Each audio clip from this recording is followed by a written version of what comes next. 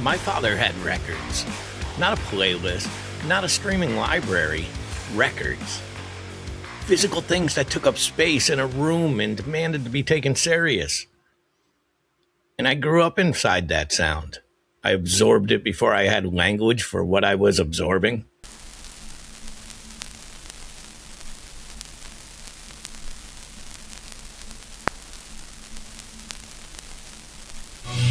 I need somebody help, not just anybody. Imagine me and you, I do. I think about you day and night. And when I picked up an instrument and came out of me as not imitation, not as a tribute, but as something that had become so fundamental to how I understood music that separating it from my own voice just wasn't possible. And my kids grew up inside my sound the same way. They didn't choose it in any more than I chose my father's. It was just in the room.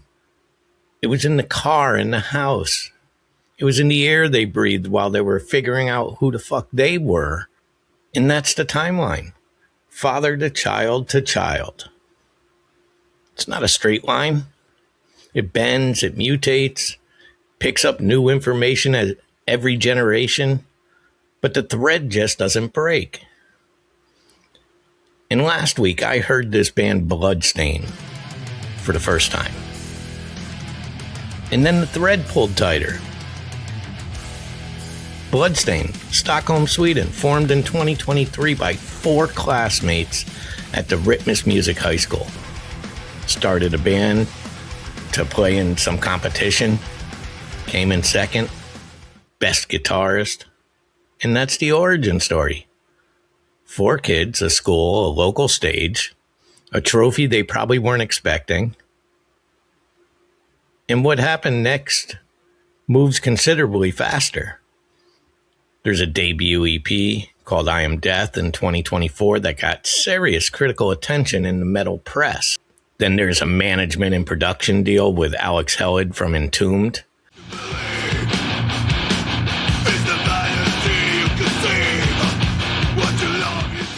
And if that name means anything to you, you probably already understand why that connection matters. A tour supporting Dark Tranquility, Sweden Rock Festival, Hellfest 2026 on the horizon with a debut album due later this year on Threeman and Candlelight. 2 years from school competition to the stage of Hellfest. That trajectory doesn't happen for bands that aren't doing something genuinely right. Now here's where I want to slow it down, because this is the part that stopped me cold when I first put Bloodstained on. And you don't have to agree.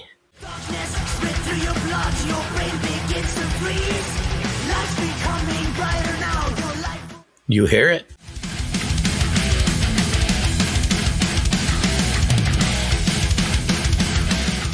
The riff architecture, the attack, the way the rhythm guitar sits under the lead. Not decorating it, not supporting it, anchoring it. The tempo, the aggression underneath the precision. But now listen to this.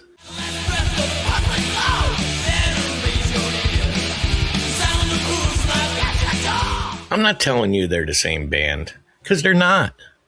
But I am telling you that when I hear Bloodstained, I hear the specific early Metallica moment that the history books don't always give its full due. That window when Dave Mustaine was still in that rehearsal room.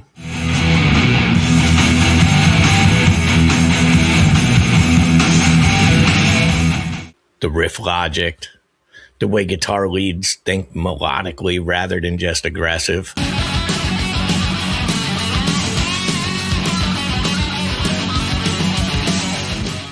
The harmonic choices underneath the speed.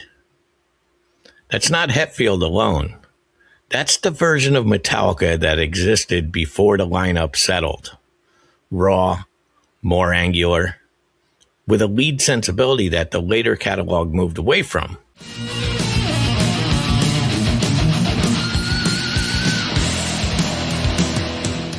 Bloodstained are playing in that specific window. Whether or not they know it consciously, I can't tell you. But what I could tell you is that my ear as a musician and hearing it clearly. And this is where I got to be straight with you.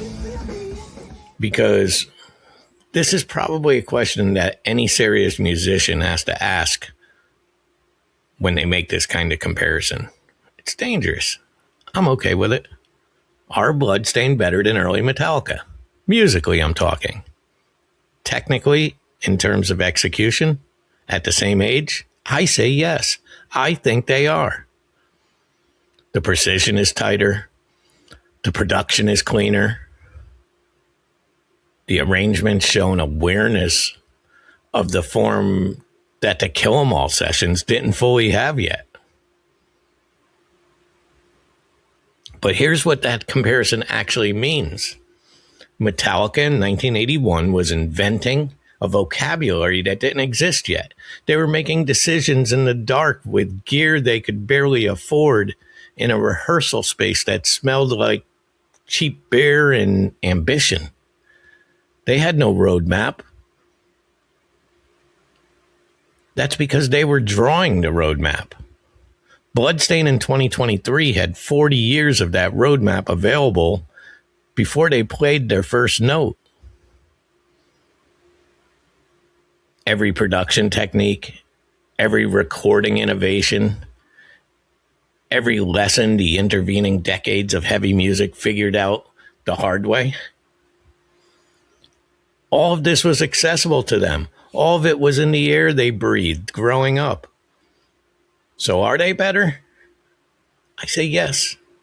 Are they more impressive? That's a different question.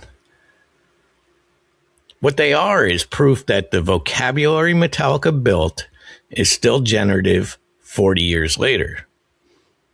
It's still producing results, still capable of hitting a listener the way it hit the original audience.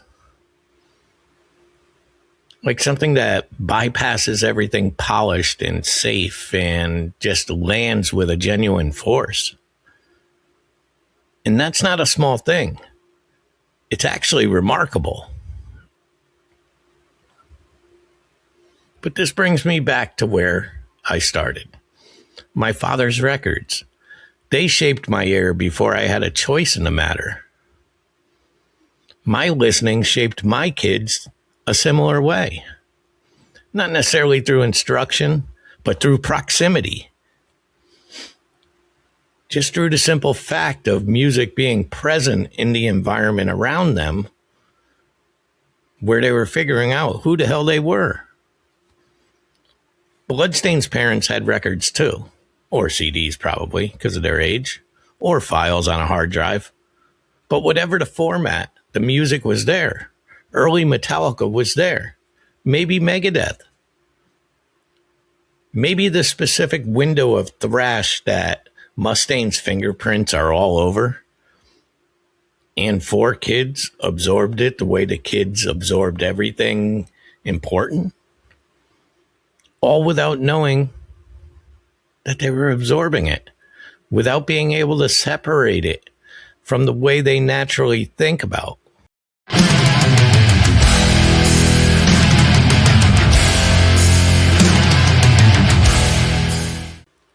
What a riff should feel like. This is how music survives. Not through preservation, not through nostalgia, not through tribute acts playing the old songs in the old way for audiences who want to be reminded of something they already know. But through inheritance, through the completely natural and completely unstoppable process of one generation simply passing something it loved to the next generation.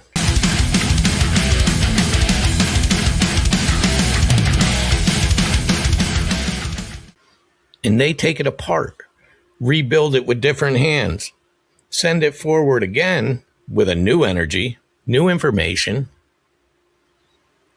but with the same fundamental voltage still running through it.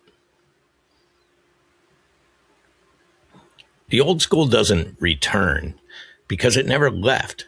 It just waited in the room while the next generation was growing up.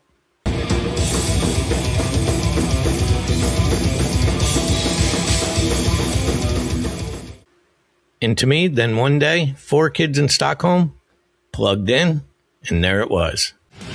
Crawl out the shadow vote. This guilt is taking no.